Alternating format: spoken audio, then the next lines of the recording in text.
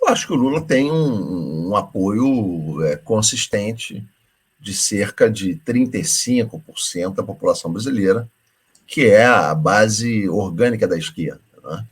E que não tem, inclusive, alternativas concretas à figura do Lula e, de certa forma, tem que se ajustar aos limites impostos pela sua liderança. Não é? Tentativas de criar mobilização ou agendas independentes ou que ultrapassem os limites colocados por Lula são muito tímidas. Você vê, por exemplo, na própria reforma tributária, o PSOL votou em peso, não é? A favor da posição liderada pelo governo, né? Com pequenas dissidências, né? Do Glauber, da Sâmia, da Melchiona, foram os três únicos deputados do PSOL que votaram, se abstiveram, não é, como voto de protesto, em relação a essa reforma tributária.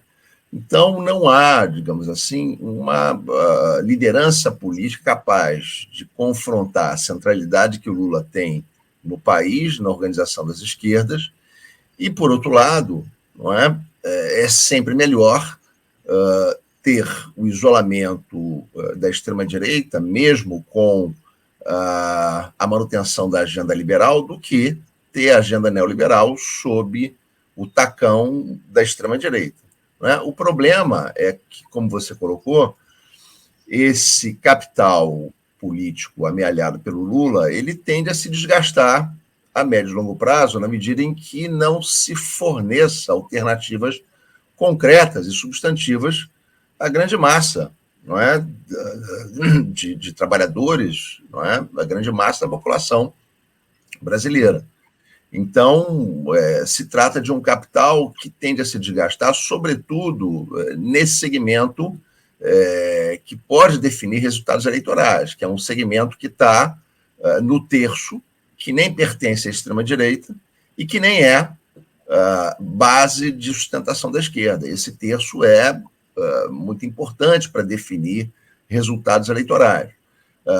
Está se conseguindo um trunfo muito grande, que é avançar no sentido de realmente estabelecer inelegibilidade do Jair Bolsonaro. Mas isso também tem prazo mais ou menos definido, não é? E 2028 não é tão longe assim, não é? E mesmo, não é, que Jair Bolsonaro seja efetivamente excluído definitivamente da competição eleitoral, a extrema-direita pode buscar um novo líder. Né?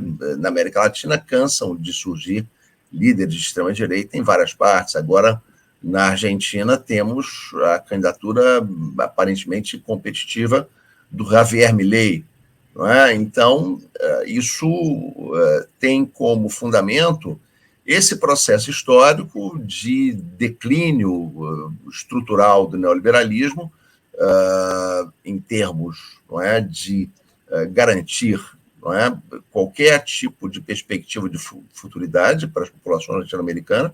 O neoliberalismo sempre foi excludente, mesmo no seu período áureo, mas agora, não é, o seu declínio avança de maneira extremamente acelerada e portanto, a sua incapacidade moral e política de liderar processos de desenvolvimento na América Latina é extremamente evidente.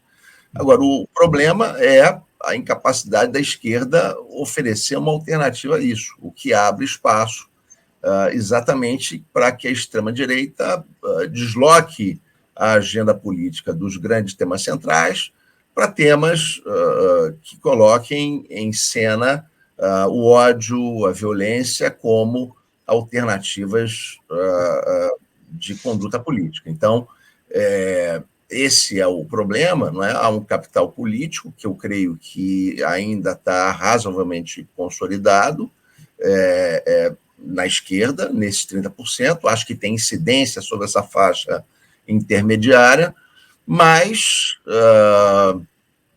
isso tende a se esvaziar ao longo do tempo, e é preocupante que a agenda neoliberal, que foi exatamente aquilo que impulsionou o avanço da extrema-direita, é extremamente preocupante que essa agenda neoliberal esteja intocada e até avançando em alguns aspectos.